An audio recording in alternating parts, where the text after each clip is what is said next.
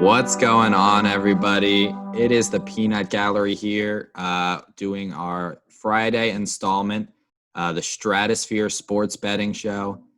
Other shows, we really go at each other. We really make our opinions heard, but this show is different. This show is all about us being on the same team and trying to make some serious bread. Just trying to turn our gambling habits into big winnings. As always, I'm going to shout out our social media, Peanut Gallery HQ on all things Twitter, TikTok, and Instagram. Our website is peanutgalleryhq.com, and you want to definitely monitor the social medias because this show especially, we cannot fit a whole week of sports into one show. But we will have picks in between shows that will be only on our social medias. So if you're trying to make some cheddar, definitely something to check out. Today, it's July 23rd at the time we're recording this. So sports aren't here just yet, but they are on their way. We're going to get things going. We're going to talk some NBA futures. Now, anyone who has seen our Kingpins Fantasy Show or our new show, the Peanut Gallery Debate Show, they know Jesse Meir.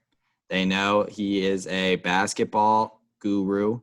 And so we're going to bring him on to talk some NBA champions. So let me just bring him in here. Jesse, how we doing? Hey, how's it going? So I got into our new show that you recorded earlier this week a little bit, but do you want to tell us a bit more about it? Yeah, we had a great show starting off the Peanut Gallery podcast, right? We had some really interesting debates. We had a great debate about which non-fighter in all of sports would be the best UFC fighter. And I thought that was really funny and interesting. We also had a great section of start, sit, and cut, which was great. And it's an entertaining one. I think you guys should make sure to catch it.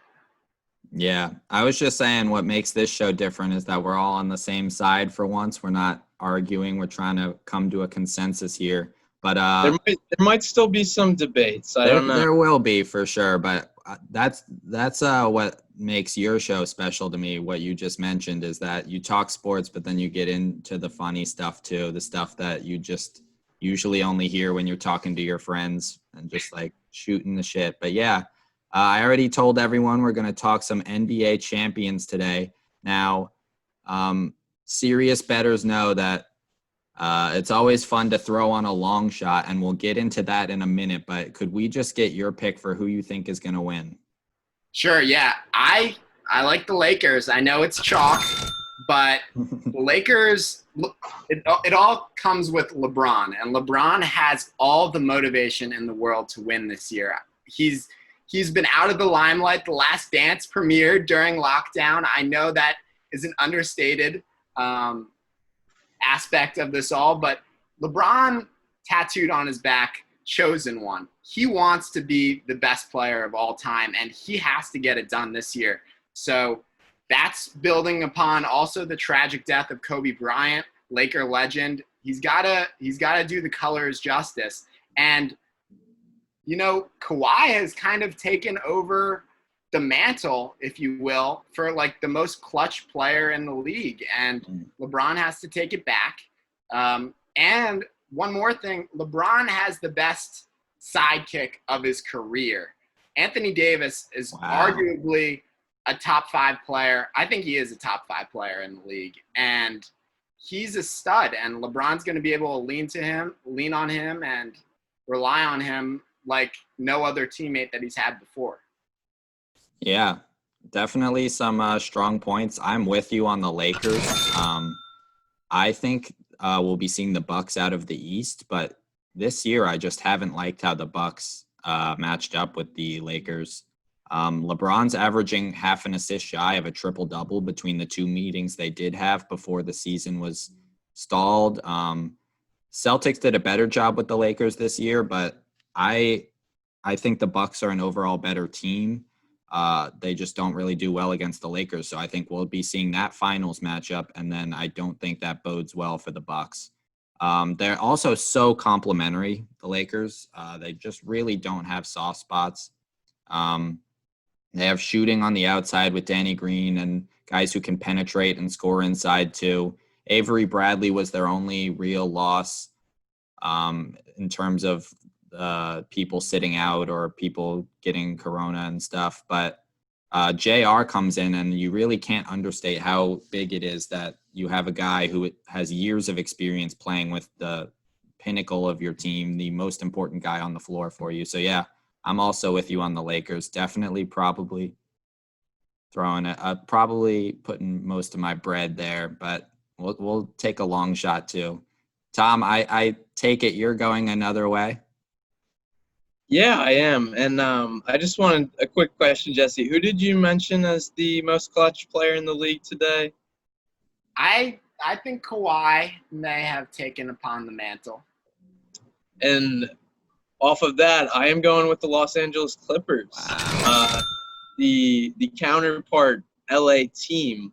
And to me, the superior LA team, if you're looking at their roster head to toe, I've been saying that since the Paul George and Kawhi acquisition. This team is the best roster in the league, and it comes on both sides of the ball.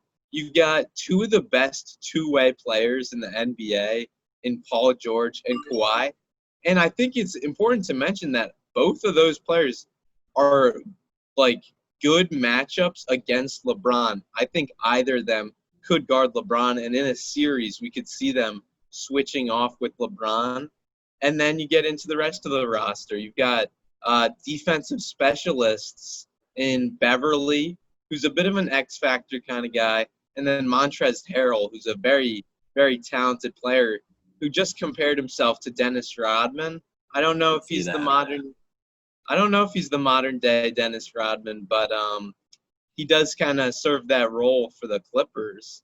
And then, not to mention, two really strong scoring options in Lou Williams, who's like the sixth man of the year every year, and then Mark Morris, who, as a Knicks fan, I became very well acquainted with Marcus Morris, and he was a very talented piece in his short tenure with the Knicks, but I think he's an underrated scoring option for the Clippers. They did go 2-1 against the Lakers in the regular season, so they already have the edge. And I see them knocking out the Lakers and then beating whoever makes it out of the East. Yeah, definitely some solid points. You did mention Kawhi is rested. You know there was a lot of load management and injuries between him and Paul George during the season. So I think the rest does just as well for them as it does for an aging LeBron.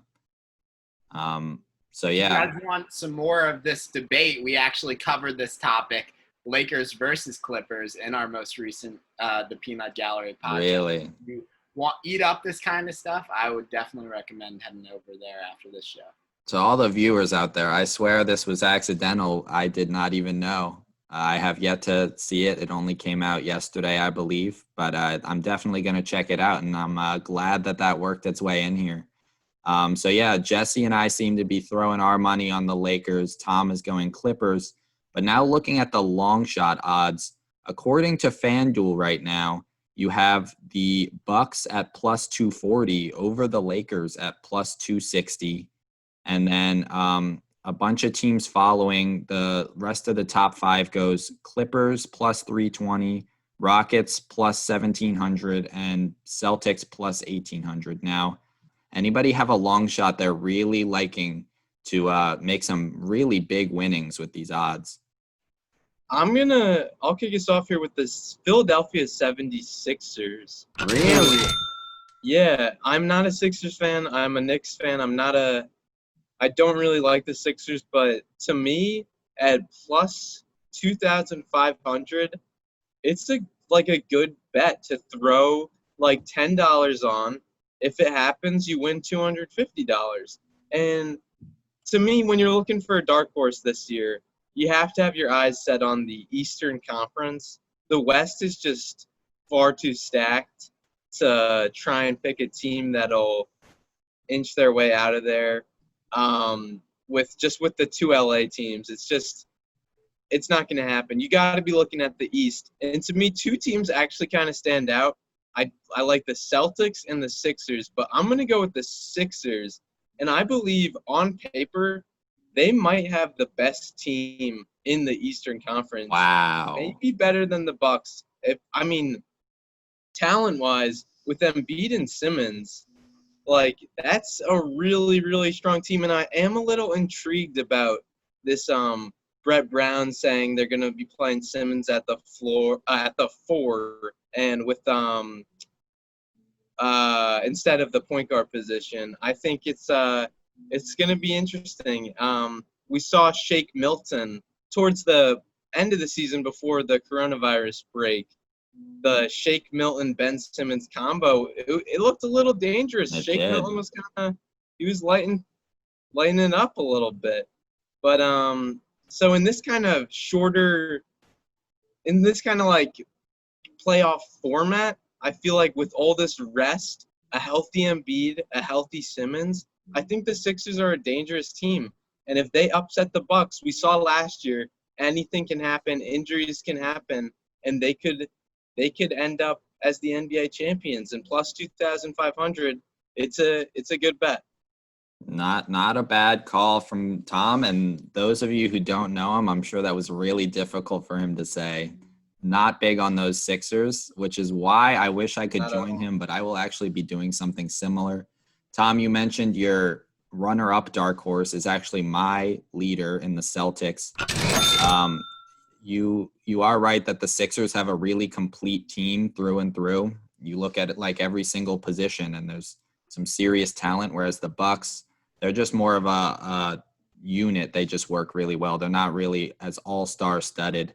The Celtics match the Sixers in terms of just about. Maybe they're a tier below, but they also have some of what the Bucks have in that they just work really well together, and they're a bit deeper. I think depth is going to be less important, so I wouldn't mind throwing on the Sixers. They're my hometown team, so I probably will. But I, as a long shot, I'm also going with the Celtics. I just think that they did better against the Lakers in the regular season, like I mentioned. They blew them out in Boston. LeBron only ended up playing like 21 minutes because they were up 30 halfway through the third quarter. So maybe the score is a little bit shifted because of that, but and it's their odds I mentioned earlier are 1,800, so 10 to win 180. It does kill me, but that's some serious easy money. They also did well against the Sixers. They have basically every time. It's so painful to watch. Rarely pull out wins there in that matchup as a Sixers fan. But, yeah, I'm also going in the East with the Celtics. And I'm going to have to stay in the East. I was split between two teams, but I'm going to stay in the East. I'm going to go with the Toronto Raptors. And this team actually had a better winning percentage in the regular season than they did last year. They're the second-seeded team in the East, so it pains me to see that they're plus 2,000 because really they're among the best-seeded teams in the tournament, and they're just good. Like, Van Vliet is going to be healthy. Marc Gasol is getting back to health. They had the second-best defensive rating in the entire NBA, and I think it's going to be kind of a madhouse. It's going to be a March Madness-esque feel in these playoffs, and I think the team that plays the best defense is more reliable, and I really like the Raptors. They have great chemistry. Siakam is looking like he could be the first player to win back-to-back most improved players, which could be very interesting. I'm just really excited about this team, but I'm going to give a bonus pick too because I'm very excited about the Nuggets too. I think I'm going to put money on both of these teams because the Nuggets looked awesome yesterday. I was watching their game. I know it's just some sort of scrimmage, but I saw Bol out there, and I was wondering, they were playing pretty much an all-forward/center lineup, and I was wondering, who's going to be able to match up against these guys? And you've got Michael Porter Jr., who's going to be even more healthy and motivated. I think they could be a sleeper team that's worth putting money on. And they're at right now plus 2,700. So I think it could be a good play to play them as well. So yeah, those are my choices. All right, not bad. It looks like we're thinking the East, but the Nuggets, you're right, did look good. And whereas the Rockets are doing this small ball thing, Nuggets are doing just about the opposite. So yeah. Imagine if we can have those two teams match up. That would be a fun one to watch. It would. It would be. I don't even know what that would look like, and I don't even know who has the edge there because the Rockets. I would say the Nuggets have the edge. Jokic is looking like a point guard out there. He's running back the NBA 2K cheese out there. He's playing point guard, and it's hard for opposing guards to guard him, and he's one of the best passers in the league. It's really exciting to see. Yeah, between him and Bol yesterday, my entire Instagram feed just covered. Okay, so that just about does it for basketball. Jesse, thank you for joining us. We're going to get into some really out there sports that I'm just not sure you want to be here for. But thank you for your time. It's been a pleasure. Yeah, all right, see ya. Yeah. All right, so now it's just Tom and I, and we are going to do something I hope to do almost every episode. We're going to go with a off-book insanity segment. Now, basically what this is we're just going to feed our betting urges using the most outlandish bets we can find, be it just crazy sports, be it just like random lines in games, like how many times an announcer says something, literally anything we can find that no one else is betting on. Definitely hit us with some suggestions if you have a good idea for this, but sports still aren't really back for another week. So we're going to find the sports out there that have powered through this pandemic. And there is no lifestyle that has been less affected by this pandemic than the redneck lifestyle. I found after literally like an hour of combing through strange sports to find one that's still going, I found the National Redneck Games, a Facebook page if you want to check them out. And they do truck pulls where you tie two trucks together at the back and they just drive in opposite directions and try to pull one in the other direction. I'll put a video if you're watching this on YouTube. It's probably going on right now. Podcast people, you can look it up. There's one happening this Saturday night, the 25th. And we know nothing about this. We don't know who's entering. I'm pretty sure people just pay $10 and like enter on the spot. So literally no research could be done here, but they do post a highlight video. So Tom, we're going to bet on the left truck versus the right truck. I'll give you the pick just so you know I didn't.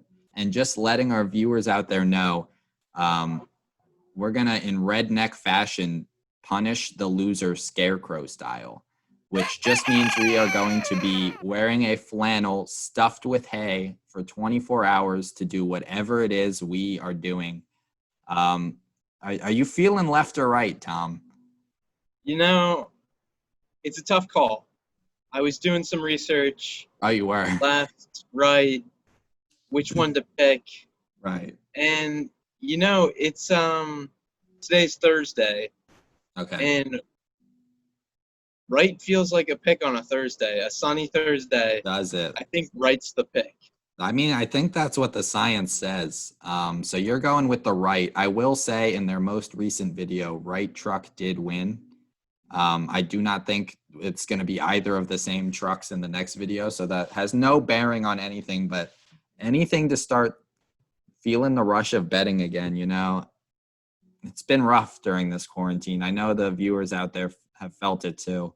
So that just about does us in. Definitely tune in next Friday because that's when everything is getting back into full swing. We'll have some single game picks, maybe a parlay. Who knows what we'll be feeling. But yeah, you know I love the parlays, Ryan. Loves the parlays. I can tell you that. So yeah, thank you to everyone for watching. Definitely, like I mentioned earlier, Follow us on social medias. This show has its own social medias as well, I forgot to mention.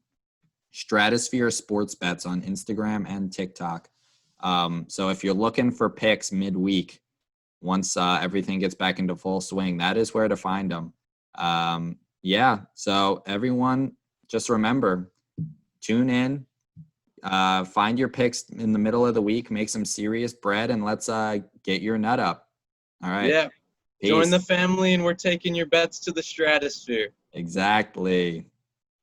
All right. Bye, everybody.